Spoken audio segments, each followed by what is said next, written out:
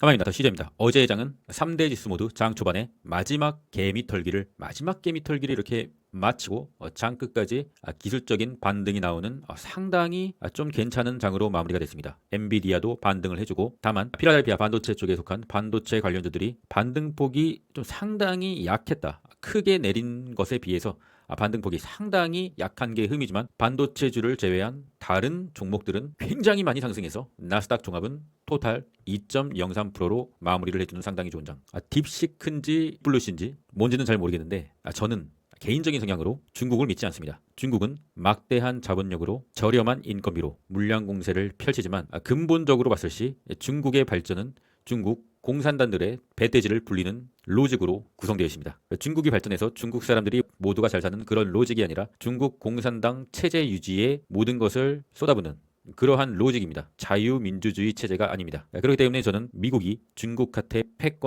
경제 패권을 뺏기지 않을 거라고 생각하고 있으며, 계속적으로 미국 주식에 투자할 예정입니다. 저는 중국을 믿지 않아요. 중국이 되게 싫거든요. 공포지수는 44. 다시 한번 오늘 밤 뉴트럴로 들어올 수 있을 것이냐. 장 시작하고 잠깐 뉴트럴로 들어올 수는 있을 것 같습니다. 그러나 중요한 것은 장 마감에 뉴트럴로 복귀할 수 있겠느냐. 계속적으로 말씀드렸잖아요. 25년은 굉장히 좀 쉽지 않은 장이다. 계속적으로 홀딩하는 것보단 약간 스윙 또는 단기 매매를 병행하는 것이 결국에는 적립식 매수를 하는 것보다 훨씬 더 나중에 가서는, 연말에 가서는 수익률이 높을 것이다. 시작되고 있는 겁니다. 지금 미친 듯한 급락과 미친 듯한 반등, 그 파동을 발라 먹어야 하는 실력자의 년도 25년 잘 대응하고 계신가요?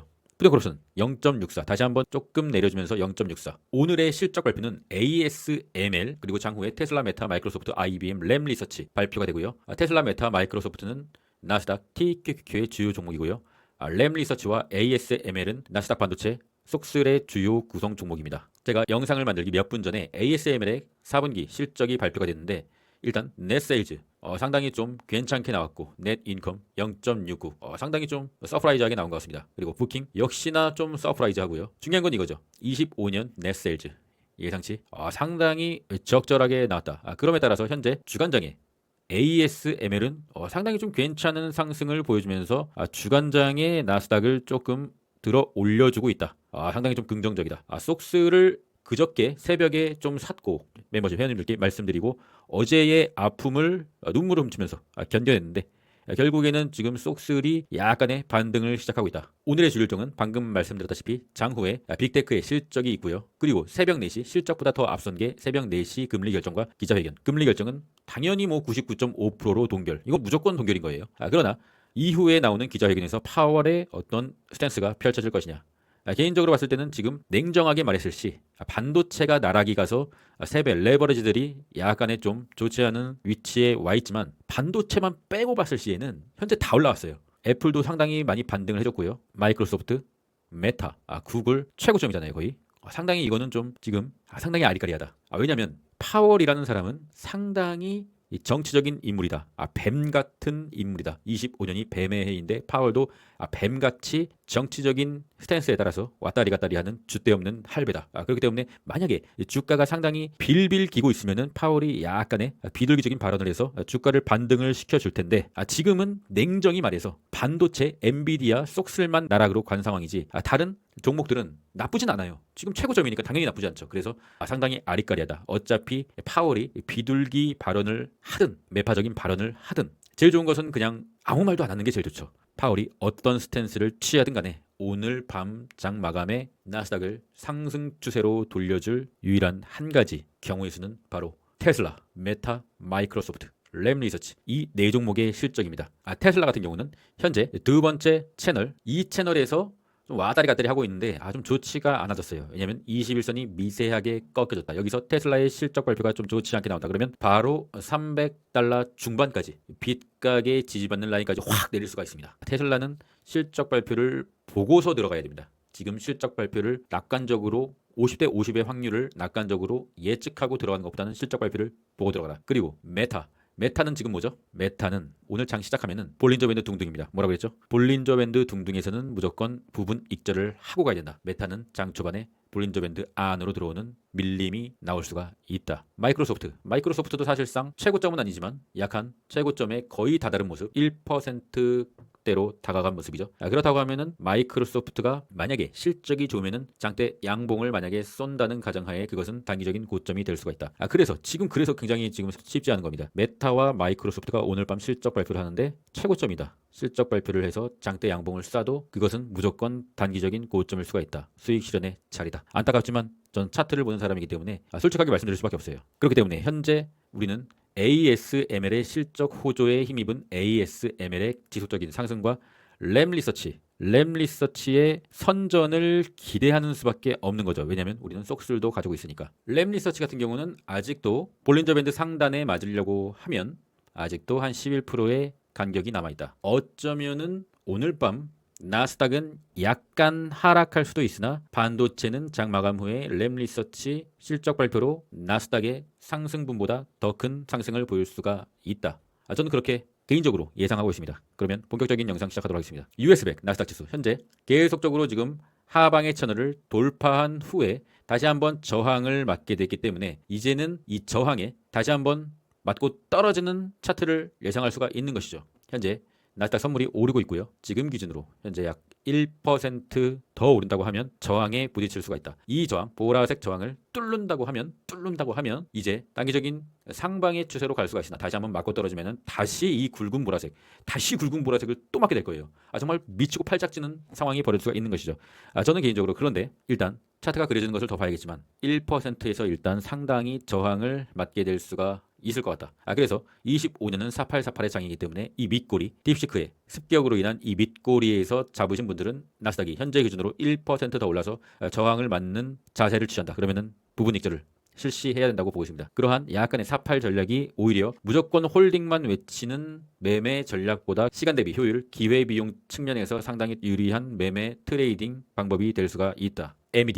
엔비디아는 깨서는 안 되는 이 검정색 선, 24년 1월부터 한 번도 깬 적이 없는 이 검정색 선을 깼다. 그저께 깼죠. 딥시크 때문에. 그리고 상당히 지금 말아 올리고는 있으나 주간장에 다시 한번 돌파는 할 수 있겠으나 장 마감에서 이 검정색 선을 무조건 돌파를 해야 됩니다. 돌파를 하지 못하고 저항을 맞게 된다. 종가 마감 기준으로 저항을 맞게 된다라고 한다면 다시 한번 지지부진한 하락을 보일 수가 있다. 그래서 엔비디아를 이 밑꼬리 딥시크 습격의 밑꼬리에서 엔비디아 2배 이런 거를 매수했다라고 하시면은 현재 장 시작하자마자 약간 부분 익절을 하신 후에 다시 만약에 혹시나 내려주면 다시 잡는 그러한 단기 트레이딩이 유리하다. 속슬 주간장에서 지금 오르고는 있으나 이 속슬 같은 경우는 이 검정색선 최후 지지선 속슬의 낙동강 방어선 지켜줘야 된다. 그저께와 어제는 약간 밑꼬리로 조금 지켜주는 흐름이죠. 여기가 깨지면은 속슬은 진짜 관심 종목에서 파버리든지 아니면은 묻어버리든지 매수한 것을 잇던지 그렇게 하려는 계획을 갖고 있어요. 저는 개인적으로 약 한 24불 정도에서 일단 좀 매수를 하였다. 멤버십 회원들께 말씀을 드렸고요.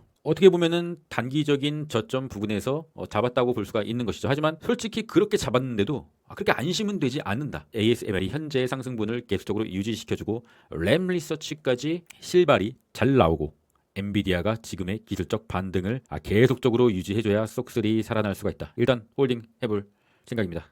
다우지수는 어느덧 정말 지도새도 모르게 어느덧 거의 최고점에 다다른 순간입니다. 이래서 지금 파월이 과연 이 반도체만 날아간 이런 주식장 상황이고 모든 게 지금 다 최고점이란 말이죠. 반도체 빼고 다 최고점이에요. 이런 상황에서 비둘기 발언을 할 수 있겠느냐? 좀 쉽지 않을 수가 있다. 그래도 일단은 오르고 있는 상황에서는 단기 매매 물량은 수익 실현을 일부 하셔도 괜찮겠으나 평단이 아주 낮은 물량은 조금 더 들고 가봐야 되지 않겠느냐. 설사 나스닥이 다시 맞고 떨어지더라도 평단이 낮은 아주 평단이 이렇게 낮은 물량들은 한 번 더 조정이 온다고 하더라도 여기를 지켜주면 다시 이제 비로소 상승 추세로 갈 수가 있으니까. 제 개인적인 매매 트레이딩 전략은 저는 장투 계좌와 단기 스윙 계좌가 나눠져 있거든요. 장투 계좌는 여전히 건들지 않을 생각이며 스윙 계좌는 조금씩 부분 익절을 오늘 밤 크게 올랐을 시 해봐야 되지 않겠느냐 그렇게 생각을 하고 있습니다. 애플 상당히 반등을 해주면서 애플은 오늘 밤 장마감이 아닌 내일 밤 장마감에서 실적 발표가 있다. 빨간색 지지선이죠. 이때도 모든 지지선은 이탈하면 안 됩니다. 애플이 24년 4월 달부터 시작된 장기 상승 추세선 빨간색 선 이탈을 이때 했죠. 이탈을 하면은 매수를 하면 안 돼요. 일단 그래서 이탈을 하고 추가적인 하락이 나오고 기술적 반등 다시 한번 빨간색 선을 터치하죠. 그러나 돌파하지 못했습니다. 그렇다고 하면은 다시 한번 쭉 내리는 거예요. 그리고 현재는 뭐 반등이 오긴 했으나 그래서 이 지지선과 추세선은 선긋기 놀이라고 폄하하시는 분들이 있지만 상당히 잘 긋고 매매에 활용해야 된다. 이제 다시 애플이 다시 지금 현재 올라오고 있잖아요. 그러나 다시 한번 이 243달러 정도, 243달러 정도의 이제는 저항선이 되어버린 빨간색 선이 있잖아요. 여기를 돌파하지 못한다라고 한다면 다시 한번 이렇게 내릴 수가 있는 것이죠. 이 상황이 지금 엔비디아 상황입니다. 엔비디아가 이 검정색 선 오늘 밤 돌파하면서 일봉 장마감을 해주지 못한다고 하면 다시 한번 이렇게 쭉 내리는 거예요. 다시 아비규환이 올 수가 있다. 그 상황이 오지 않게 해주는 단 하나의 경우의 수는 오늘 밤 파월의 주둥이와 테슬라, 마이크로소프트, 메타, 램 리서치다. 잘 나오기를 기도하시길 바라겠습니다. 어차피 빅테크의 실적이 잘 나오면은 다른 종목들도 별 호재가 없어도 같이 등 떠밀려서 오를 수가 있다. 비트코인은 어제 좀 살짝 좋지 않은 흐름을 보였으나 계속적으로 이 채널에서 민기적되고 있는 모습. 21선 주황색 21선은 살짝씩 상향으로 가고 있고요. 이더리움은 깨선난 데는 삼각 수렴의 검정색 라인을 이탈하고 그냥 쳐박아 버리는 모습. 진짜 억지로 이 밑골이라도 조금 참고해서 파란색 선을 그었는데 이 파란색 선마저 이탈한다고 하면은 이 채널이죠. 검정색 상단 그리고 검정색 하단 현재 기준으로 C%까지 밑에 있는데 그럼 솔직히 그러면 끝난 거죠. 뭐 파란색 선을 절대로 이탈해서는 안 된다. 절대로 이탈해서는 안 돼요. 이 파란색 선 라인에 절대로 이탈하지 않게 기도합시다. 그리고 어제도 뭐 코인장은 상당히 좋지가 않았는데 어제 영상에서 잠깐 소개시켜준 더 시저의 알트 계잡주 비밀 변기 벨러 토큰 빅섬에 상장되어 있고 정확하게 263원까지 갔었는데 한 260 전량 매도 처리하였습니다. 멤버십의 혜택이고요. 멤버십을 해야 되는 이유죠. 상당히 계잡주인데 저는 이 세력을 굉장히 오랫동안 추적해왔기 때문에 들어 올릴지 알고 있었다. 물론 들어 올리는 시기를 예측할 수는 없기 때문에 그 시기를 맞추지 못했으나 들어 올릴 줄은 알고 존버하고 어제 전량 익절을 때렸다. 벨러 토큰 같은 경우는 지금 밑꼬리로 오랜 홀더들의 매물을 다 먹었다. 벨러 토큰의 세력이 모든 홀더들의 물량을 다 먹은 거예요. 그래서 벨러 토큰은 이제 미친놈처럼 쏠 수 있긴 한데 저의 그릇은 여기까지라. 그리고 상당히 많은 금액을 먹었기 때문에 벨러 토큰은 여기서 정리하겠습니다. 만약에 벨러 토큰이 쏜다. 그러면은 이제 그때는 진짜 피날레의 마지막 고점이 될 것이고요. 절대로 급등할 때 벨러 토큰을 사서는 안 된다. 만약에 사면은 4년 동안 고통받을 것이다. 벨러 토큰 고생하셨습니다. 사요나라. 더 시저스 멤버십에 자신이 장투의 성향이다. 장기 멤버십 그리고 단타도 하고 차트 보는 법도 배워보고 싶고 이제 금요일부터 다시 개장하는 국장 이 국장의 단기 트레이딩도 배워보고 싶다. 그러면은 UDT 멤버십 가입해 주시면 최선을 한번 다해보도록 하겠습니다. 아이러니하게도 제가 제일 잘하는 게 국장 단타거든요. 단타를 잘하지만은 23년과 24년은 미장에서 엉덩이 무겁게 있어야 돈을 많이 버는 시장이었기 때문에 그래서 미국에서 계속적으로 홀딩만 했던 거예요. 그러나 25년은 이제 그게 아니고 더 시저는 원래 무조건 홀딩만 하는 사람이 아니고 더 시저는 트레이더다. 이제 보여드릴게요. 관심 있으신 분들은 고정 댓글 링크를 확인해 주시고요. 쌀 때는 누구나 안다. 폭락데이다. 엔비디아의 폭락데이다. 비쌀 때는 언제인가? 애초에 싸게 사두면 언제나 비쌀 때 파는 셈이다. 싸게 사서 비싸게 파는 게 주식시장의 진리고요. 그런데 문제는 비쌀 때 막 올라갈 때 사니까 싸지면은 살 돈이 없는 거야.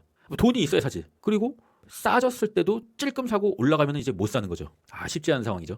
그래서 언제나 현금 비중은 30% 정도를 가져가야 됩니다. 원래 작년이나 재작년 같은 경우는 현금 비중 한 20%를 강조드렸는데 25년은 현금 비중을 한 30% 정도는 계속적으로 가져가야 된다. 그리고 갑자기 알 수 없는 그저께처럼 딥시크 같은 개 같은 하락이 갑자기 나온다. 그러면은 그 현금 비중의 30%를 조금 써서 매수를 하고 뭐 어제 오늘 같은 다시 급반등이 나온다. 그러면은 그거를 다시 매도하는 거예요. 그래서 다시 현금 비중을 30% 한다. 그렇게 계속 약간의 스윙 사파를 하면서 수익을 차곡차곡 쌓아야 된다. 그래야 25년은 버틸 수 있을 거예요, 여러분. 뭔 개소리인가 싶죠? 그렇게 될 겁니다. 25년은 그런 장이에요. 그럼 전 그런 장에서 계속적으로 살아남을 수 있는 방법을 연구하러 가보도록 하겠습니다. 여러분 전 끝까지 하겠습니다. 이상입니다.